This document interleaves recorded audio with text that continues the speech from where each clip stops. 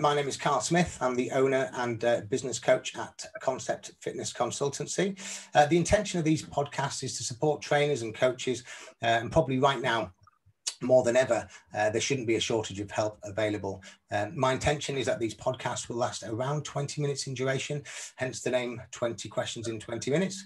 And each week I'll interview a different coach, a different trainer that's making it work right now. I've got a great list of guests lined up for you in the coming weeks.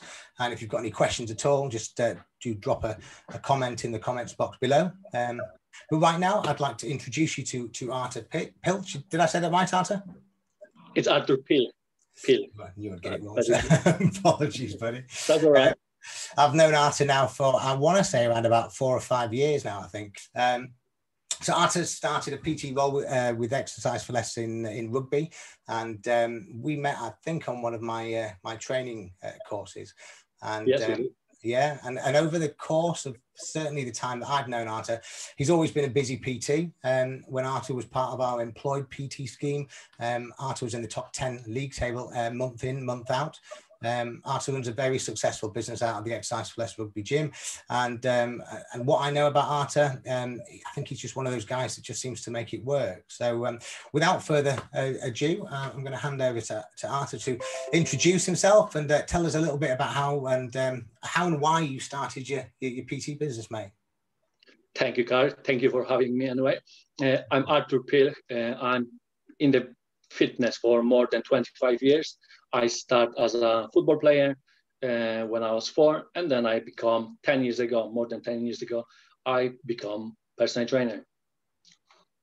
I become personal trainer because I always, through the years of influence by my football coaches, I always wanted to be kind of them, because how much they gave me, I wanted to give to the community some back as a role of the football coach and personal trainer.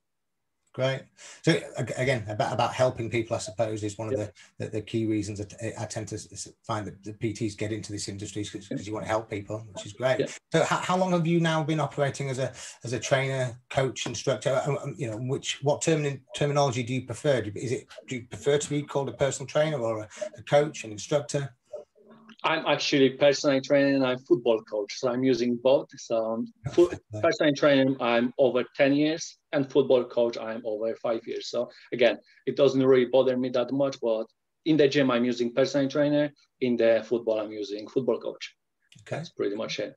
Thanks. Yeah. Thank you, Artur. And how many sessions a week are you if I bring you on to your personal training business now, how many sessions a week do you typically deliver? Weekly, 50 to 60 hours a week, so quite a lot. Wow. Yeah. And we'll come on to, you know, now versus then, I suppose. And when I say that, I'm talking about COVID, unfortunately, but we'll come to that in a second. So, do you deliver just one-to-one, or do you also do group training? I'm doing group training 3 times a week. I'm doing just one-to-one. I'm not doing any classes at all, but I'm doing my boot camps, which is Monday, Wednesday, Friday, and doing them 3 times per week. But mostly I'm obviously focusing on one-to-one. I'm doing group session because, first of all, you're meeting more people than one-to-one, and obviously not everyone can afford personal trainer. And on the top of that, you're creating community in the gym, which people love as well. It's not only about fitness, not everything about health. It's about community as well. You've probably seen so many people, even before the class, they just come in there 15, 20 minutes before just to talk, which is great as well, and after a class. So it's one of the reasons I'm doing group session. Makes sense. And what would you say you preferred? Do you get something out of both? Yeah, I prefer one-to-one, obviously. I think every PT, at the beginning, I think a lot of PTs like classes, but the longer they with the business, they just dislike them a little bit much. The reason behind that, you cannot progress in the classes that much as you want with people. Obviously, one-to-one, people first of all listen to you, people pays more, and you can see results, how they're doing, because you're gonna tell something on the classes to a group of the people, they're gonna do something I call share blame. So no one's gonna really work hard or keep the diet because they're gonna, all right, he doesn't do that as well. Yeah. Why should I? But one-to-one, I'm gonna put pressure on the clients. All right, this is what you have to do. This is what you have to do with your foot. This is what you have to do with the work. With the workout, it's pretty much simple because you're always there. So they always follow you, but they want to keep it with the diet as well. So I will say I prefer one-to-one because it's easier to see our results with the people. Cool. That makes sense to me. Just if I can cast your mind back to when you first started, or maybe before you started, what did you think personal training was going to be like as a well, I don't know whether you thought it was going to be as a business or a role, or but what did you think? What do you think PT was going to be like before you got started? And I guess, were you right? That's a good question, Kyle. Before I started PT, I was thinking, all right, the more PT there's going to be in the world, everyone's going to become healthy because we're going to be able to help so many people. And I was wrong about that because I was like, all right, there's not going to be obese people in the world. There's not going to be unhealthy people in the world because we can help them out. The more work we're going to be doing, the more people we're going to be training, we're going to change it out. There's not going to be people not going to go to McDonald's. They're going to go to the gym because they're going to get their local personal trainer. I was wrong about that because it feels like it's working in the gym. In the gym, you got all these people that they want to do something. They don't want to change themselves. They want to progress. They want to be better version of themselves. But try to go to the town center. What is going on there? Every second person is obese, overweight. McDonald's everywhere fast food. Like you're seeing more fit people in the gym than you're seeing in the town. So to some extent, it was depressing when I first saw it. I was like, I'm not doing anything. I'm not changing anyone's life. But then I realized I actually do, but not to the extent that I wanted at the beginning, because I wanted to change everyone. But what you end up doing, changing lives of the few people, but you're changing that a lot. Like for someone losing 10 kilograms is the life-changing thing. But that doesn't mean you can change everyone. I wanted to change everyone. You cannot change everyone, but you can change someone big time. Good answer. I think that makes a lot of sense. I think from my perspective, my understanding is that personal training in a gym environment, personal training tends to have a penetration of about 1% or less than 1% of your membership base. So if you've got, back in the day when Exercise for Less had 10,000 members, you're talking about less than 100 people in 10,000 interested in personal training. So it does seem to feel like you're maybe treading water in terms of trying to change the world, but I guess it's sort of changing the world one by one, right? Yes. Okay, so if there was one thing you wish you had known before you got started, I don't know whether this sort of leads back into the question I've just asked, but what would it be if there was one thing that you wish you'd have known before you got started? That the simple solution are always the best. Like a lot of PTs I'm seeing, like I'm working the Exercise for Less for 5 years now. It's going to be about 5 years now. And I work with 100 PTs, more than probably 100. Like you know better than I do. And what they're trying to do, either train people that looks good or creating some crazy workouts. I was at PT at the beginning. I was trying to do crazy workouts always, and the new workout with my clients, because I didn't want them to leave me, which was mistakes. We all know the simple things work: calorie deficit, free weights training, overall progressive, very simple things, but we're forgetting about the basics, and we're trying just to show the people that looks good. So we looks good in the gym floor, or we looks good in front of our clients. So we're always doing something new. We don't need to do that. We should teach them basics so it's easy for them to follow, and it's actually working. It's proven to be working. And I was that kind of PT. I wish I knew from the beginning, like, just be simple. Make sure if your clients, most of the clients, let's be honest, they just want to lose weight, don't they? Yeah. So they only can achieve that by calorie deficit. There is no other magic wand that they can do that other than calorie deficit. So just educate them in that topic, and then you're gonna see results, instead of just pretending that, all right, 100 burpees gonna lose 3 kilos. It wasn't. It's not gonna do anything. It's just gonna make clients hate you even more. So the simple things, they work, and just don't overcomplicate your life. Don't overcomplicate clients' life, because again, they're coming to you to find simple solution. If they don't like it or not, calorie deficit is always the answer.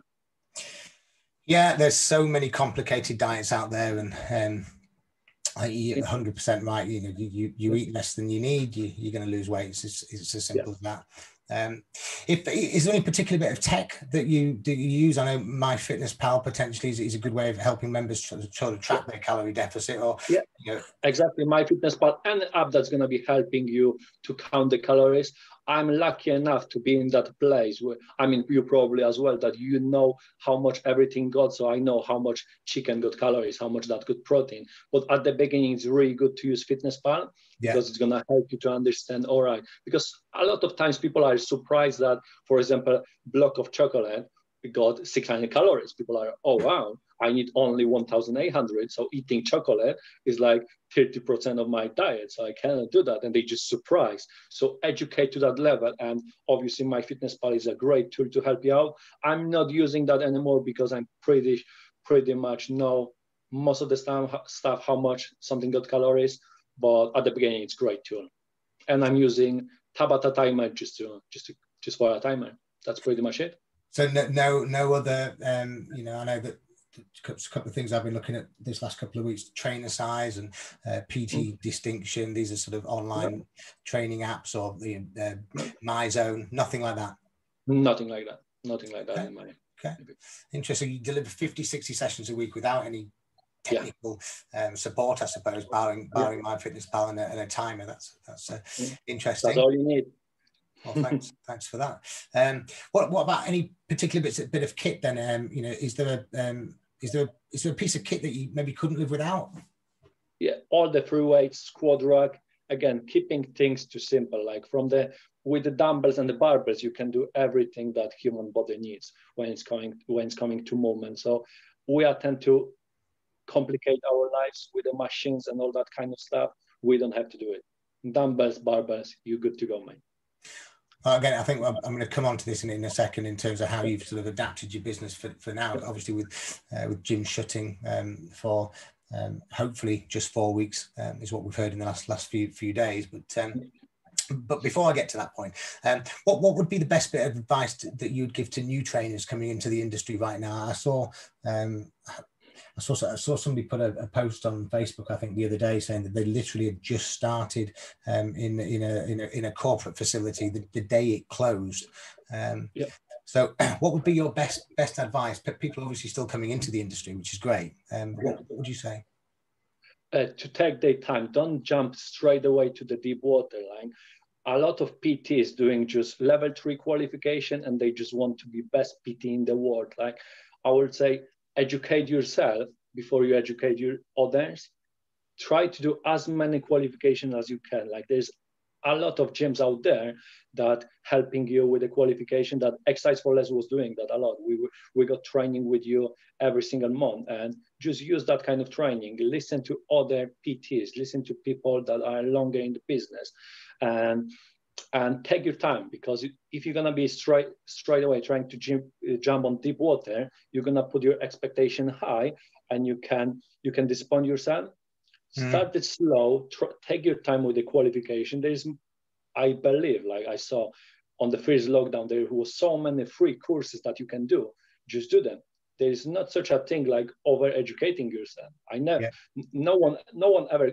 I got like 50 fitness qualification, and no one ever told me I'm overqualified at something. They never do. It's better to know more than less. So take your time, educate yourself, and focus on that, I would say. No, that's 100%. You know, and with regards to that, you know, I spend a lot of my time on. I was asked the other day, actually, do I do a lot of reading? I read a lot of Facebook posts, and I tend to do a lot of my learning from YouTube. I spend a lot of my evenings either researching something or even, you know, I watch a lot of Joe Rogan at the minute, just to keep informed, I suppose. But what are there any particular? fitness is not black and white. No. Fitness, there's a lot of gray in the fitness that we just don't know about. Like, it's really dangerous if we're going to that stage and we're thinking, oh, we're smartest fitness expert in the world. We never will be. There's always someone smarter. So just be open-minded, listen to others, and you always can learn something. Every single day you can learn something from others. Just don't close your head. I see a lot of PTs. I don't know. You remember when we got offline training, when we're going to the big meetings, there's like 20 different coaches. Oh yeah. And when they starting to introduce themselves, what they saying? I'm bodybuilder. I'm first place in the powerlifting. Something. So I was always going there. I was like, I'm no one there. What I'm doing there is all these winners. They on the bodybuilding competitions, on the powerlifting competition, CrossFit Masters. Or I'm just simple guy. I just want to train people, and I felt insecure. I'm in the business for 10 years, and I was going to a training. I'm insecure, and I was like, hold up a second. And do you mention that in this top 10 situation with the list of the exercise for less? And you remember, like, all these names that there was masters of the world, there was such a big competitor. They was never there. Mm-hmm. They didn't even know how to set block of 10. So what that shows us, I'm coming back to your questions, what kind of advice I can give to your clients. Yeah. They paying you, so you're gonna be there for them. They don't want to hear especially at the beginning. Later on is all right, but they don't want to hear at the beginning, all right, I'm the world champion in the bodybuilding. They don't want to hear that, because they coming to you and they insecure already. Everyone's that coming to the gym are insecure, and you go to them and you're telling them, I'm good, you bad. Like, you should feel bad. They're gonna feel even more insecure. That's not your job. Your job is to make sure they feel better about themselves, that they feel more confident, not otherwise. Right? And that's very dangerous point. Like, you PT for the people, not for yourself. So if you want pat on the shoulders that you're doing a great job, that you're insecure as well, mate. Like, you need to fix that. And your clients are not the people that should be telling you that. It may be your family, maybe your friends, but not your clients. You for your clients, not otherwise. Mate, I couldn't agree with you more. You're there for your clients. You're absolutely right. And I think potentially you're absolutely right. You can intimidate your clients by talking about yourself, but more importantly, that's not what they're paying for. They're paying for you to listen to them. So it's good advice, mate. Makes sense. What about any particular? I mean, how do you do your learning? So I mean, where do you read books? Is it YouTube? Is it? Where do you get your new knowledge from? It's hard. I don't want to sound like a dig or anything like that, but all the qualification you almost can do, I probably get. So all my knowledge right now I'm getting from the YouTubes, from the it's hard. The problem right now with the YouTube is there's so much of the stuff in the YouTube, and you only 99% of these videos are bullshit. They just want to sell you something, and you need to be careful. It's same with the Instagram influencer. Like, most of them don't know what they're talking about. They just want to sell you their product. You need to find really good people, and you need to search deep. It's not first, second, third video that you're gonna see. It's gonna be on the bottom, on the really knowledgeable people. Like, just don't go on the first, second video. And this is where our videos are going to find themselves. Good advice. I'll find at the bottom of the pile. Well, any particular courses then? So you obviously do your own research through YouTube. Are there any particular courses that you've either done or you've heard of that you'd recommend to trainers? And I will always recommend to as many as you can. Do as many qualifications as you can. If you can, try to get level 4, because it's always to be level 4 than 3. A lot of level 3 jumping on the deep water, and they surprised. They don't know anything really about the fitness, because let's be honest, right now, PT qualification just super basics. I mean, I'm even talking about super basics. It was different 10 years ago, but it's decreasing when it's coming to knowledge, what they're giving to the new PTs. So new PT, I got PTs that asking me how much Olympic barbell weight. They have no idea what they're talking about, and there's not their fault. So you need to educate yourself more. Always try to do level 4, find your specialization, and be good at it, because it's not. You don't have to be good at everything, but you be good at something. Like, take the time and educate yourself as much as you can. Yeah, that again makes a lot of sense to me. So what about you obviously operate out of what I'm going to call it a corporate facility. So you work in a gym. That gyms have recently closed, as we've mentioned, and our understanding is that they're going to be closed for 4 weeks, maybe longer. We don't know. So what would be your best advice to trainers now who do operate out of a gym and now can't operate in that same club? If you got any clients willing to do outdoor session, do with them. You should be people person. You always should be doing as much as you can for the client. So just because we got situation right now with the COVID, you cannot control that, but you can control what you're gonna be doing with yourself. So don't give up. Don't just buy 4 beers and get drunk every single day. That's not gonna help anyone. If you got current clients, train with them, ask anyone, whoever wants to train outside, just explain them, then never lie to your clients, like don't tell them they're gonna get any progress. Explain them that it's more about maintaining team, waiting for the gyms to reopen. And you know how it is, Kyle. You don't have, if you want to, again, we're coming back to the point where most people just want to lose weight, and especially now when everyone is sitting at home. It's going down to calorie deficit. There's nothing else that you can do. There's no exercise for losing weight, for losing fat. We can lie ourselves that they are, but they're not existing. Only one way to lose weight is create calorie deficit daily. So explain to your clients, maybe educate them, maybe help them with the diet, and make sure they're on the calorie deficit. It's hard to do it daily now when they're at home. They're just overstressing, overeating, but help them with that. And prepare plan, because we're gonna be open. We're gonna be open big time because January is coming. I don't know what kind of audience we got, but whoever is in business for 2-3 years, there's that time now. November, December, like people not buying PTs. They never was. That's why I'm not stressing that much, because right now I can prepare. I can focus on what's happening big time, which January is our big time. So prepare, focus how you can boost your business in January, because it's always great stuff. Again, the November, December, even the gym struggling. Most of the gyms are happy because they don't have to pay bills. So it's not terrible deal for them. If only that was true. I mean, you are 100% right that the January since the dawn of time, I think, is that refreshing your goals, making New Year's resolutions. You've had a period of time off over Christmas potentially where you've gained a little weight, and even people that don't typically join gyms in January and take up personal training. So I don't see that changing, irrespective of COVID. That's still out there, isn't it? So you're right. So I guess your best advice there was it's about planning now while it's a bit quiet, potentially planning. And do as many qualifications as you can. If you can do some qualification, try to find something and do it during the time. Okay. There's no better time than now. Okay. So, I think this is one of the questions that I think must be on a lot of trainers' minds now is how do I adapt my business? We've had lockdown 1, let's call this lockdown 2.0, if you like. Did we learn anything from the first lockdown? How have you adapted your business to the new way of working, I suppose?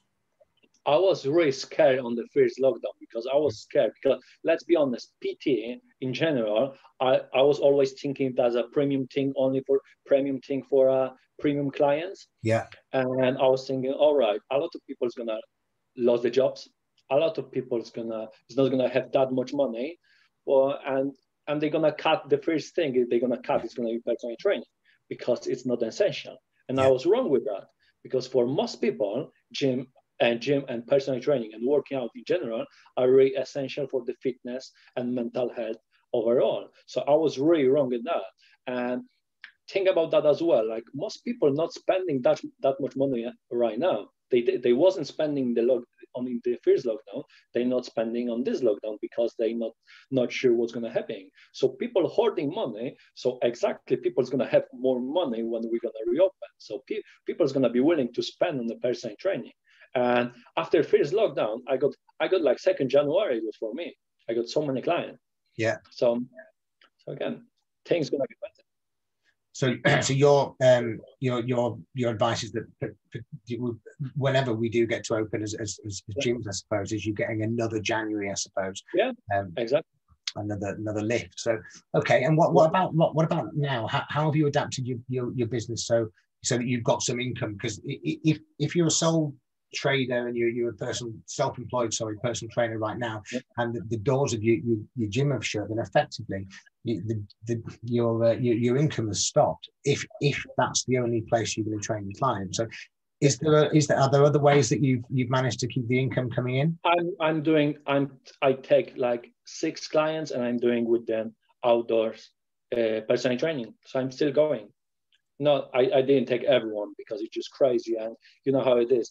The first lockdown was in the summer, so if there's gonna be a little bit during the summer, that's not a big deal. Yeah. But right now we got November, December period, and during the COVID era, during the pandemic, the last thing is you want someone to get cold, to get ill, and they're gonna be sniffing, coughing, and everyone's gonna be judging them. So I'm still doing one-to-one outdoors, but if there is rain in any day, I'm always canceling. They're just not even talking about that, but still adapting with the one-to-one. So you're doing some sessions outside. How is that working for you? So have you got a local park? Have you got, you take running? How does that work?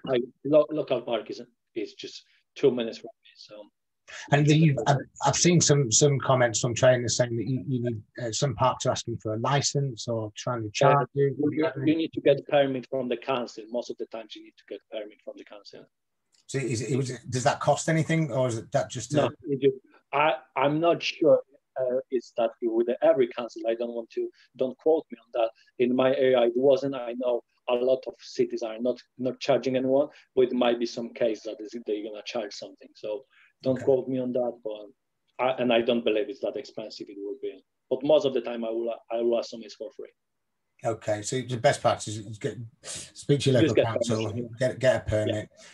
Deliver some one-to-one outside, and then you've got those 6 clients that you're training outside. What about the others? How are you keeping those, for want of a better word, how are you keeping them engaged?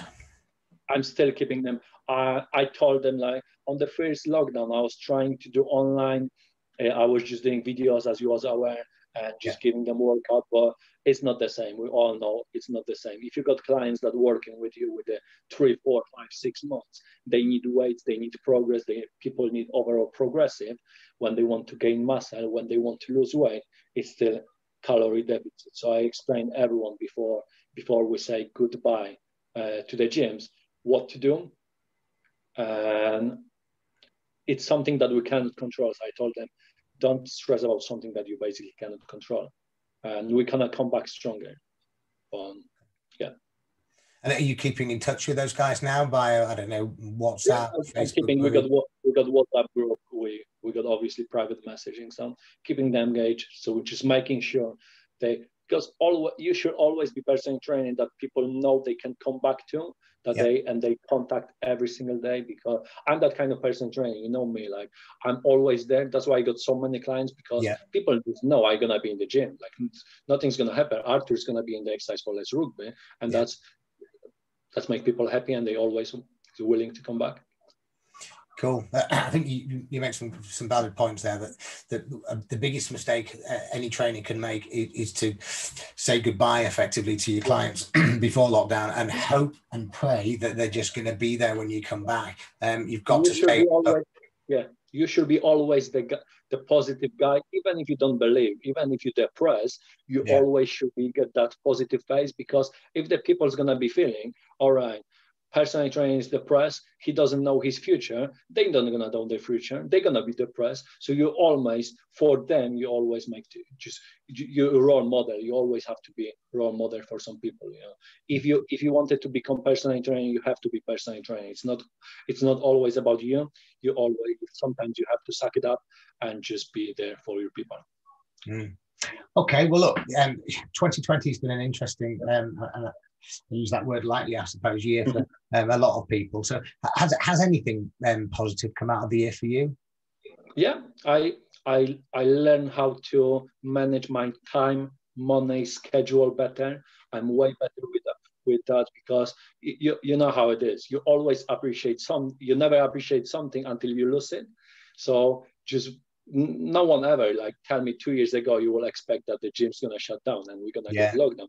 No one's thinking about that. So we wasn't preparing for something like that, but it's the reality that we're living in now. And it's easy to say like it's not going to be our last lockdown. I don't want to scare people, but until there's not going to be vaccine, we might get more lockdown. So it's better to prepare for that right now than just complain later on, because again, it's not something that we can control. Well, 100%. I was going to ask you something. Well, what do you think 2021 is going to look like? I think you've sort of already answered that question to some degree. Yeah, I just wish, I really believe that the gyms are essential. Working out by general is essential for the people, not for just physical health, it's just for the mental health as well. Yeah. So I really hope the government's going to include us to essential list and let us train. We don't even if they cut to 20% of the people that can enter the gym, but still let someone come to the gym. Yeah. Well, fingers crossed we hear some positive news soon. And believe it or not, we're at question 20, I think. And I count back, there might be 21, but hey ho. What would be the single best piece of advice that you would offer the personal training community right now? I would to stay safe. Don't stress out. First of all, don't stress out about things that you cannot control, and focus on the things that you can control, because you can control a lot of things. You can prepare for what's coming, and you can get yourself ready when we reopen. So I will say, let's focus on that instead of stressing out. Stressing out never help anyone, ever. So I appreciate your words. Artur, once again, thank you. Thank you for your time today, buddy. Nice to catch up. And thank you for having me, Carl. Thank you. See you soon. See you soon, Carl.